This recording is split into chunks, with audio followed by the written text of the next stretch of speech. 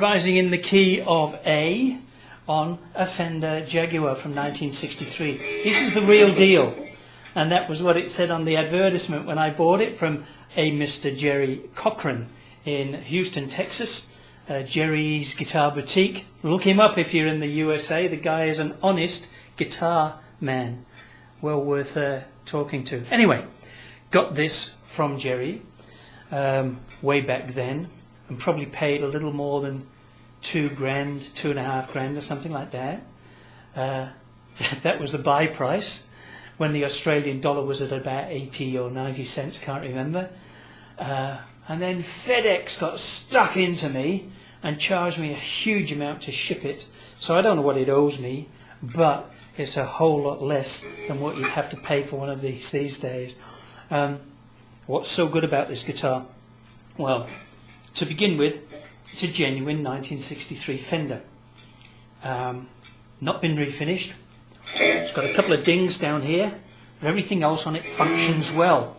And the pickups are hugely powerful, and they're shielded. If you can try and get that up to the...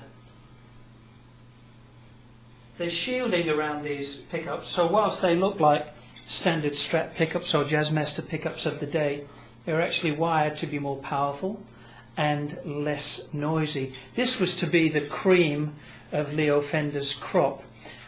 He'd just gone through his 100,000th guitar when this one was made, and incidentally, instead of changing the serial numbers to 6 digits because they were previously in 5, this was number 10712.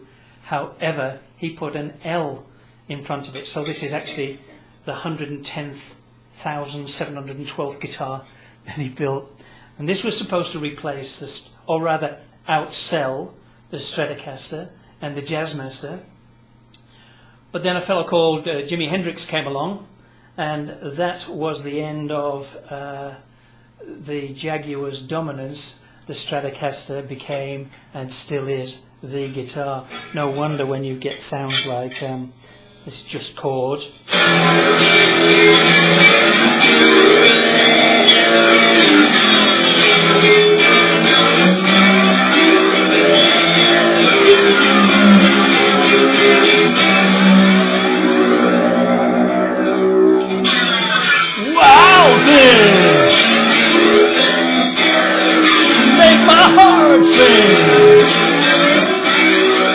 That'll be enough of that. Scare the neighbours. Okay.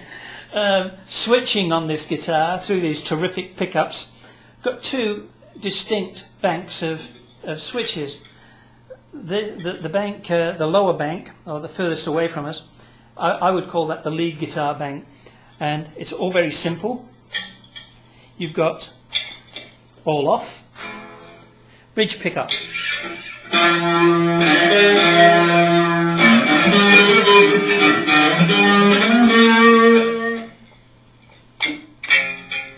Middle switch on its own. Sorry, did I say bridge pickup? I meant neck pickup. This is the neck pickup.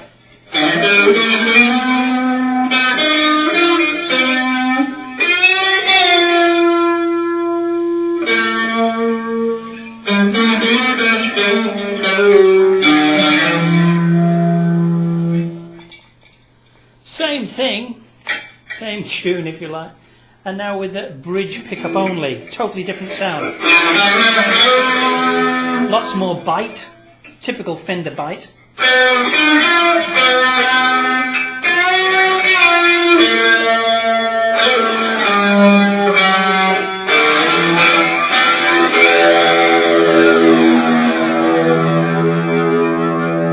See how little movement on the tremolo arm to produce that.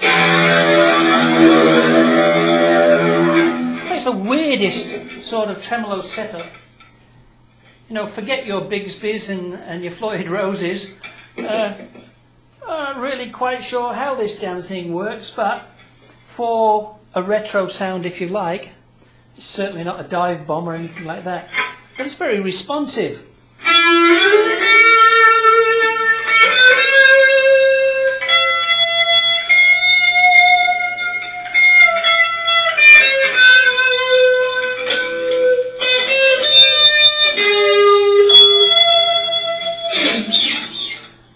where were we? Oh yeah, we were talking about the lead guitar pickups. So with both pickups engaged, you've got this sort of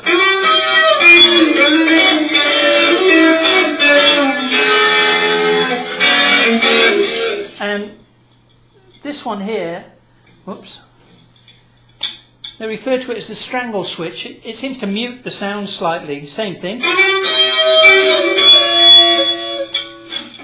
without the strangle.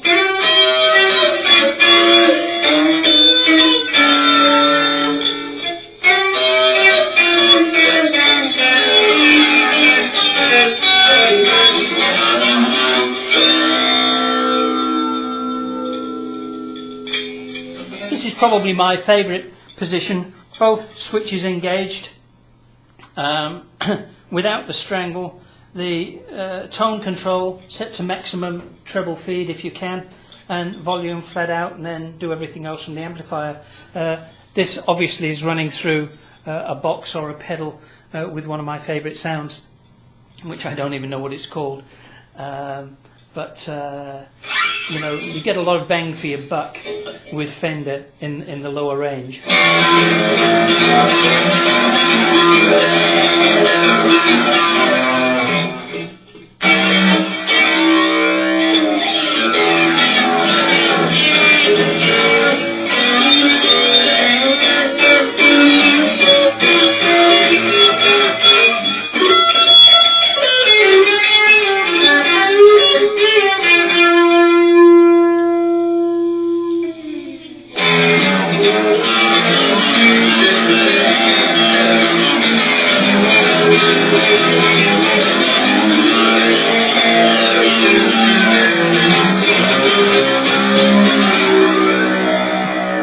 I just love that.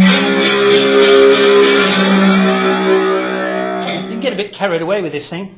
When you're playing this, by the way, in full treble mode, and I haven't got the amp into really squeaky treble or anything like that just yet, have a listen to this. This is just a few bars from a song you probably all know, just whether I can actually play the damn thing anymore.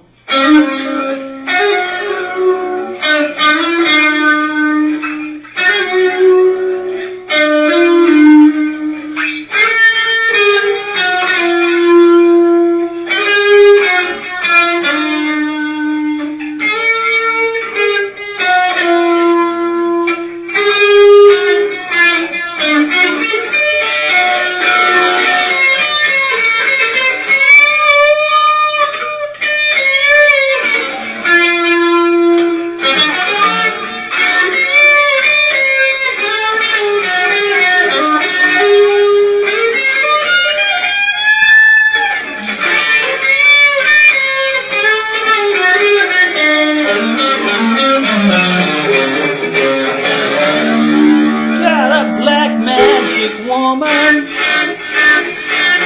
got a black magic woman. Yeah, better give up singing, it scares the crap out of the neighbours.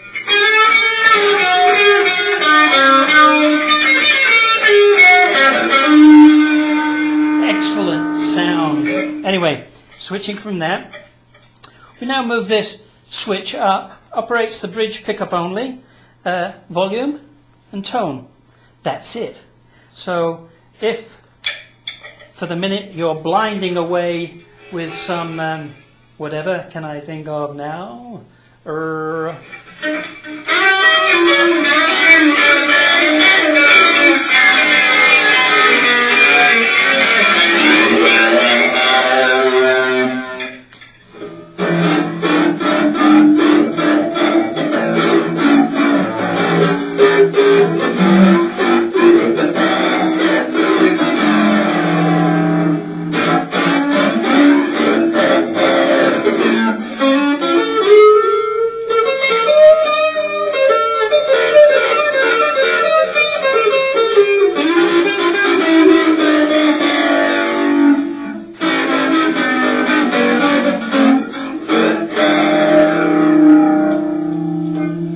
So a much mellower tone, and I guess if you were playing the guitar clean, which I am not today,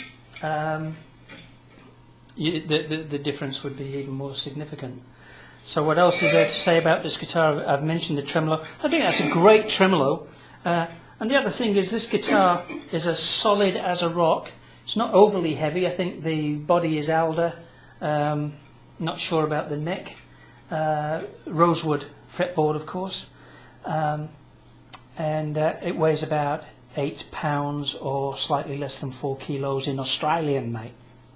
So, just a good solid guitar. Sits comfortably. I think you could play this thing all day. I might actually get better if I did play it all day.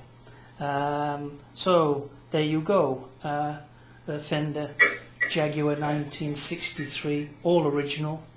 I don't think you could get one of these today under $5,000 in anything like good condition, and I've seen them advertised for up to $15,000 in a 60, actually that was a 65 in some bizarre colour. I can't work out why the colour was worth an extra 10 grand, but there you go.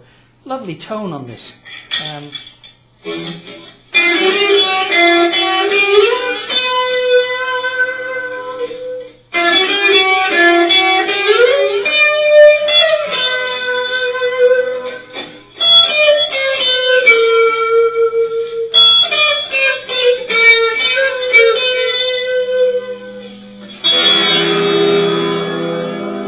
That, by the way, is part of a tune called Celestial Fire, which I actually wrote on this guitar some time back, and it's on my YouTube channel somewhere. Have a look for Celestial Fire. In fact, I'll include it in the link. I don't think there's really anything else much more I can tell you about why this guitar is so good. Leo Fender thought it was so good that it was going to be the top of his range. Absolutely. Above the Jazzmaster and above the Stratocaster. History proved him wrong. However, for people who like to collect serious vintage instruments, this one at this year is certainly not too far out of the price range for the serious collector. Whereas if you want to buy an all original U-Butte 63 Stratocaster, the prices are getting a bit silly, or they've gotten a bit silly. So that's all from me. Thanks. Goodbye for now. See you next time.